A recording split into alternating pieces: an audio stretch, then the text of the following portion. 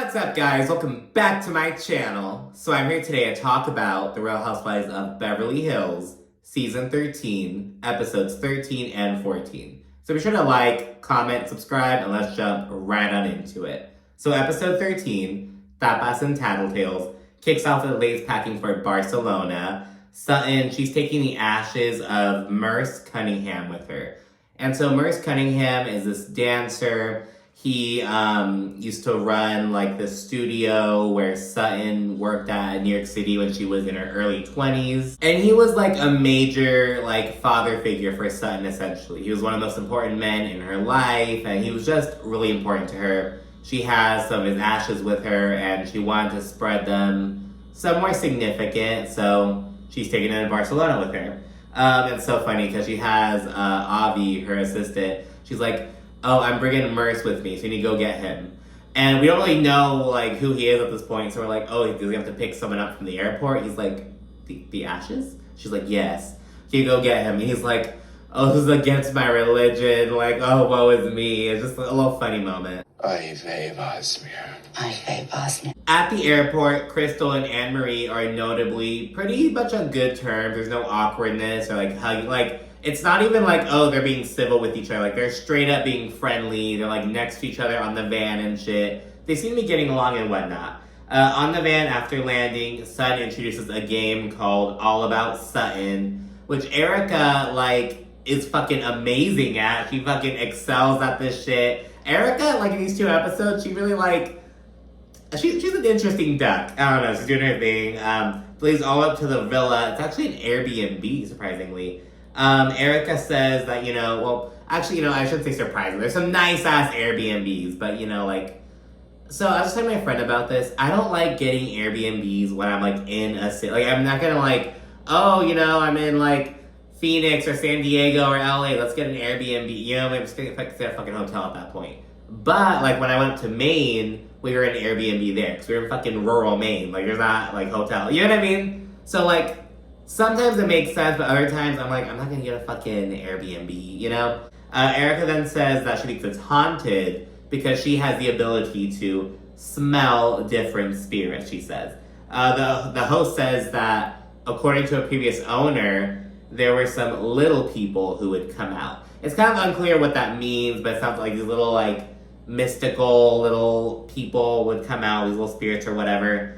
Lays them settle in and get dressed for the evening. And they meet the chef, whose name is Storm, and Garcelle, Sutton, and Erika.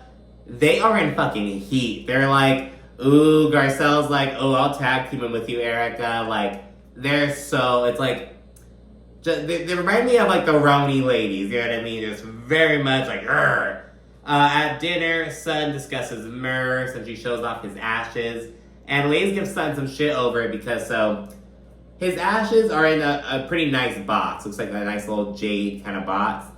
But they're housed in, like, a plastic bag, a Ziploc bag. And like, his ashes are in a Ziploc bag.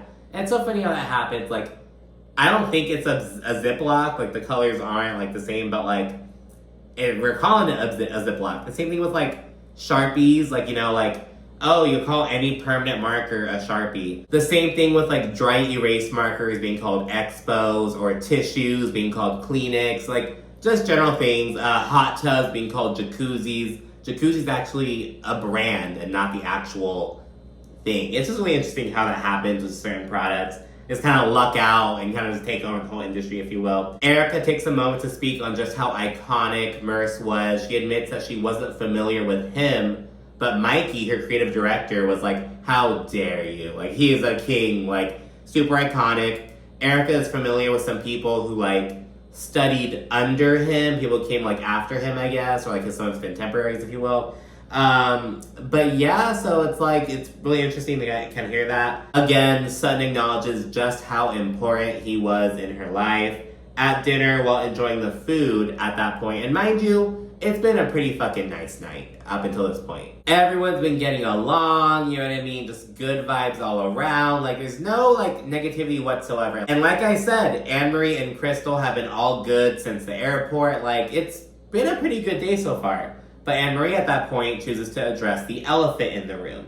And she starts out by saying that the weekend prior was a lot, and she apologizes to Sutton for talking about her esophagus ad nauseum. Sutton accepts this apology, though she notes that her real issue with Anne-Marie at this time was what she said, like, a couple days prior. She had said something at the charity gala about, like, oh, you know, I'm just happy that I have my husband and my kids, and I'm not, like, lonely and insecure, blah, blah, blah, basically insinuating if I weren't married or didn't have my children at home to go home to, I would feel so, like, lonely and insecure. And it's like, well, Sutton, who's single and an empty nester, and Garcelle, who's single and, you know, she's an empty nester half the time, you know, she shares custody, her kids are getting older, so it's like, they're kind of like, hey, that's not fucking cool, you know what I mean? And Erika, she's also divorced, an empty nester, like, so kind of like, that's not fucking cool. So Sutton brings that up, and, you know, she explains her issue with, like, that. She's like, oh, I don't like, because I'm single, I'm being called, like, oh, you're lonely. I felt lonelier during my marriage, because my husband was always gone, you know what I mean? So they talk about that. Garcelle kind of backs Sutton up. She's like, yeah, I didn't like that either. Anne-Marie, she issues this shitty-ass apology, basically like, I'm sorry I called you lonely, and if you took offense to that, and for anyone else who may have taken offense to that, like, just very underhanded ass, you know what I mean? It's kind of, Anne-Marie's just really bad at apologizing. And then, at that point, Anne-Marie segues to the Crystal situation.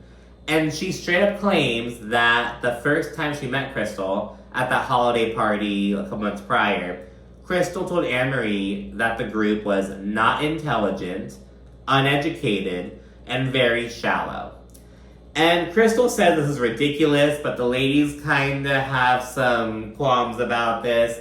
Garcelle's like, Crystal kind of has a track record of thinking that she was better than us, or smart, not better than, but smarter than us, like, you know what I mean?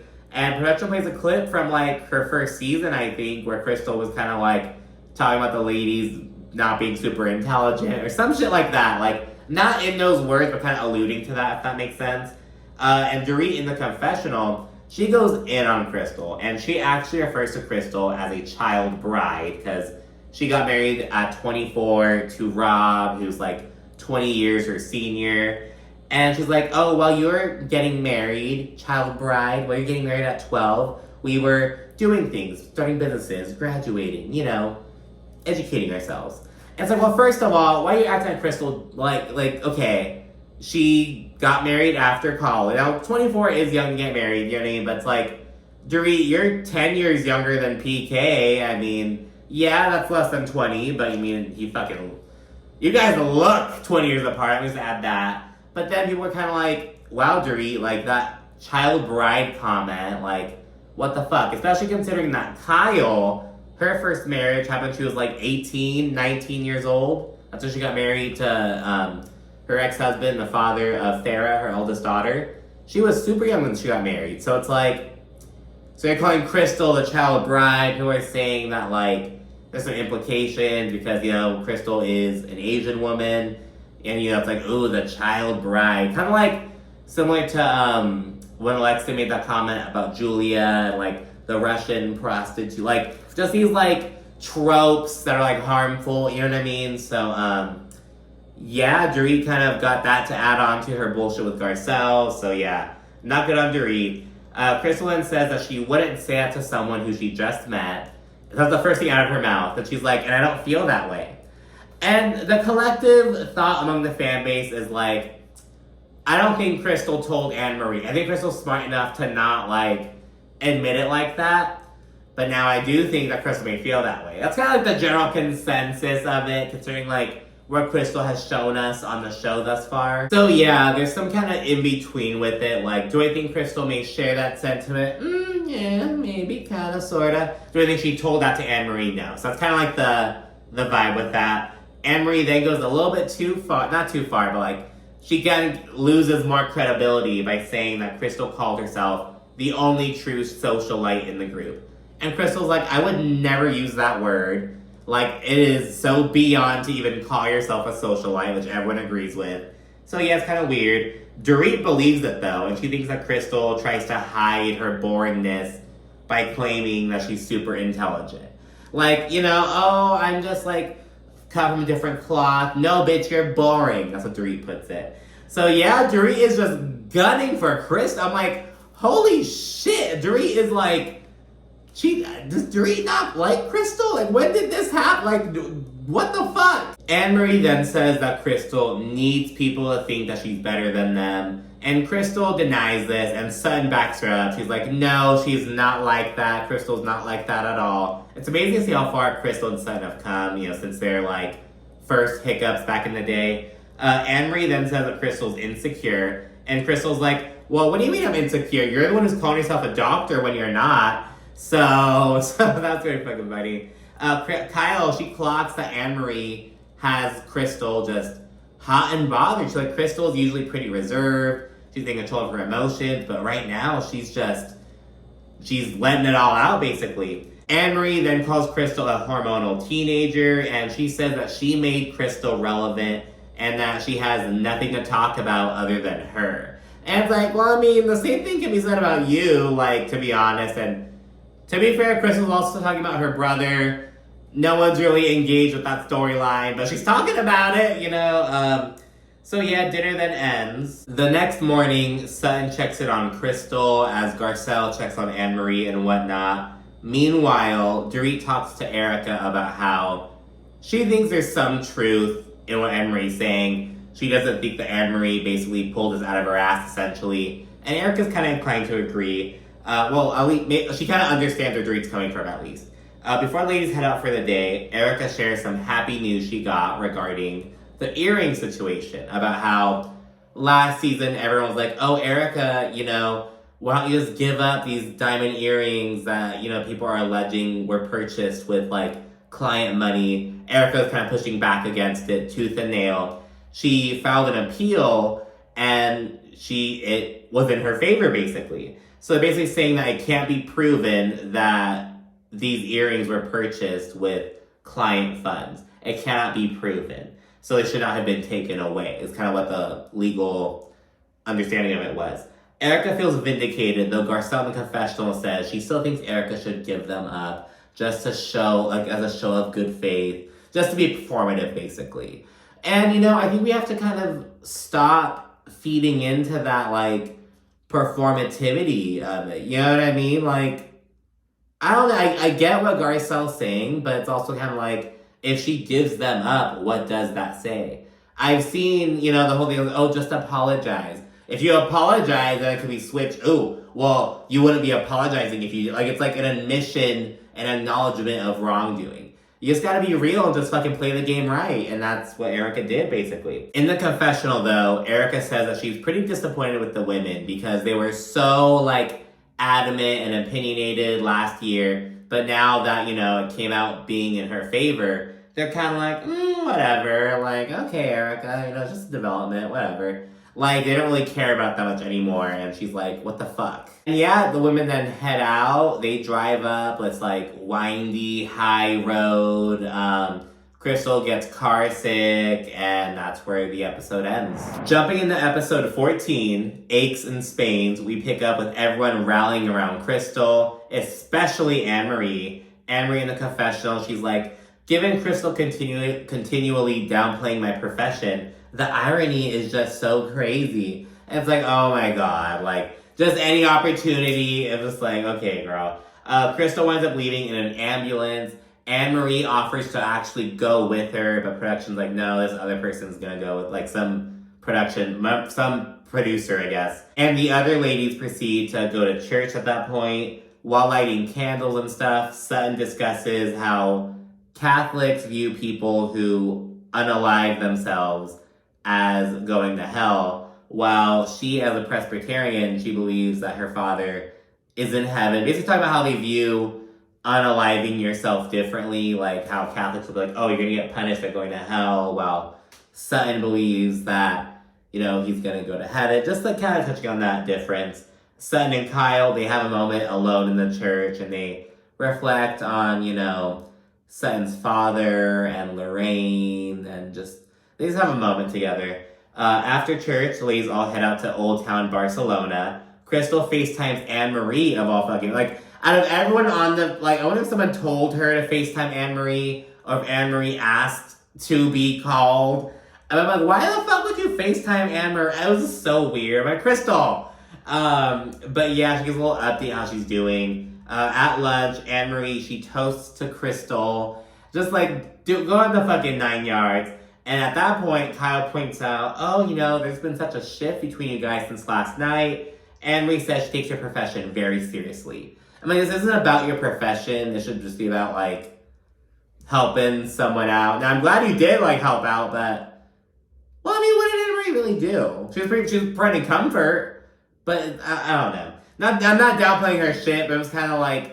It seems kind of like, oh, I did it to show I'm the bigger person, to show that I do take my stuff seriously. I'm going to help someone who's shat on me in my profession. That's kind of what it's giving.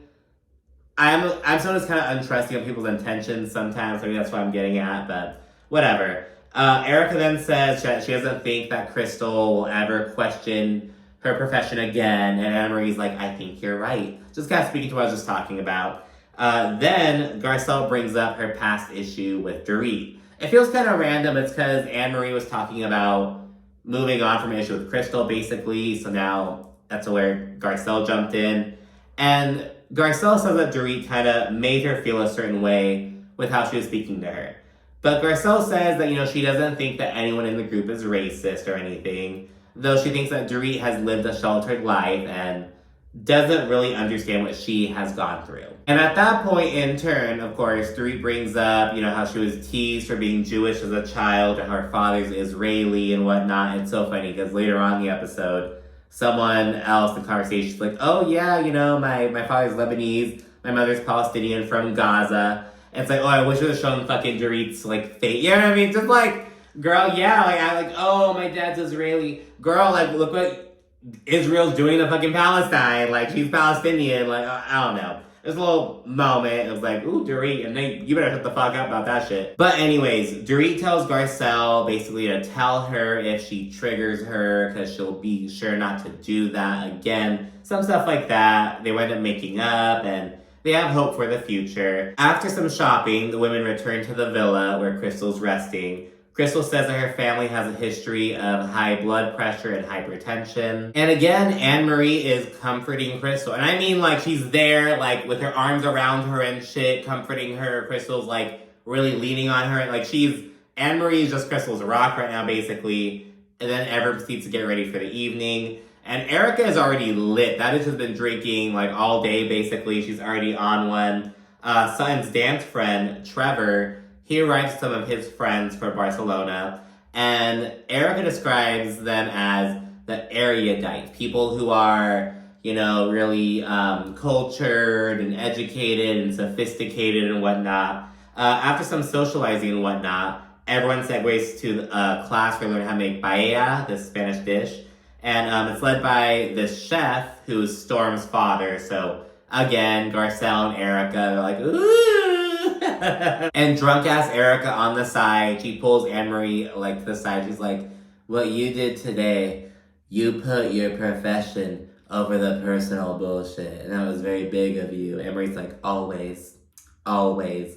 Just this whole little thing. At the table, Trevor shares some, stories about Sutton back in the day.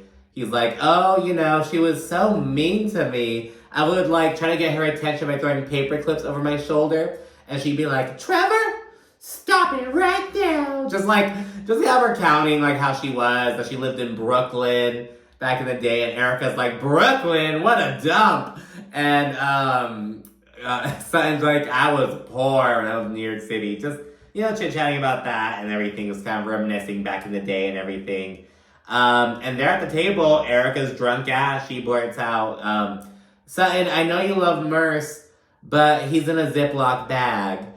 And it's like, and Sutton's like, they give you the ashes in a plastic bag. It's like a goldfish at the fair. That's what they give you the ashes in, And she, to kind of save her skin, she's like, I mean, Kyle keeps her mother in a bathroom. And Kyle's like, and, she's like, yeah, she's in my guest bathroom. I was really afraid to have it somewhere, like, that gets a lot of foot traffic, because it's like, oh, well, I've seen so many movies where they get, like, the ashes spill out and need to get vacuumed up, and they get vacuumed up, and it's this whole thing. She's like, so I put it in the guest bathroom. It's a very nice bathroom. It's a little funny little moment. And as the erudite friends begin chatting, Erika, she's on her shit, you know? They're chit-chatting, as I mentioned, someone, she said she was born in Sacramento, but grew up, like, in Jordan, Lebanon, like, all over. And, you know, Erika's kind of, like, engaging in conversation with her Middle Eastern knowledge and whatnot, and just kind of, like, going back and forth and everything. She's, like, on her shit. It reminds me when I'm on the phone with my brother who's closest in age to me. He's 24. We'll just be on the phone, and, like, when I'm talking about, like, religion, like, Middle Eastern history, like, fucking, like, European history. There's, like, random, like, shit. We'll just talk for, like, an hour, like, fucking shit's going on in Australia, just like random shit that I can't talk about with like anyone else really, like with my brother. So it's like, I love that. It's really reminded me of like the conversations that we have. As the night winds down, we see Sutton have a moment with her friend Trevor, and he acknowledges that, you know, Sutton has really come into her own skin and embracing who she is. And he's like, you know, you weren't as comfortable in your skin back then, but now you are. Just kind of admiring how far she's come. And it's so sweet to see, like, and I'm getting chills thinking about it. Seeing your friends change and metamorphosize over the years and everything. But anyways, the next morning, Sutton is very emotional while getting ready. And, you know, because they're getting ready that day, they're going to, like, spread some of Merce's ashes. And Sutton's freaking out about it. She doesn't want to open the ashes. She doesn't want to see him or anything. And she's like, she says that a lot of her dad is wrapped up in this, you know, because they spread her father's ashes down in Texas, but she kept a little bit of them, and she lost them. And when they were like, because she moved a lot after he passed away, and she lost his ashes, and it like devastated her. So she kind of like, she's like, it's not just Merce, it's Merce's ashes, and like they're symbolic of my father's ashes, and Merce was a really important guy in her life. And she also talks about how, you know, he, like, her ex-husband, her father, and Merce. Those are the three most important men in her life. And she has to move on without them. You know, her father and Merce aren't here anymore. Her ex-husband, like, you know, he's her ex now, and he's also moving. He's leaving the country. That's like, she's alone, and she's like, the episode ends with her being emotional and talking about how she needs to be that brave, independent 24-year-old girl who moved to New York City, and she needs to tap into that now. And it's so beautiful. I think that I'm loving to see a side of Sutton. I think that I'm really liking Sutton. She's a fan favorite. I'm loving this journey, and I think it's great. And this is like this is how you do a fucking personal storyline. You know what I mean? Like, Crystal, we don't give a fuck about your brother. Like, Sutton, this is how you do a personal storyline. Like, this is fucking great. It's connecting to who she is, how she's grown. It's amazing. We've learned so much about Sutton in these past 2 episodes, to be honest. But yeah, it's great. So thanks so much for watching. Be sure to like, comment, subscribe, and stay tuned for more. Thanks again. Bye.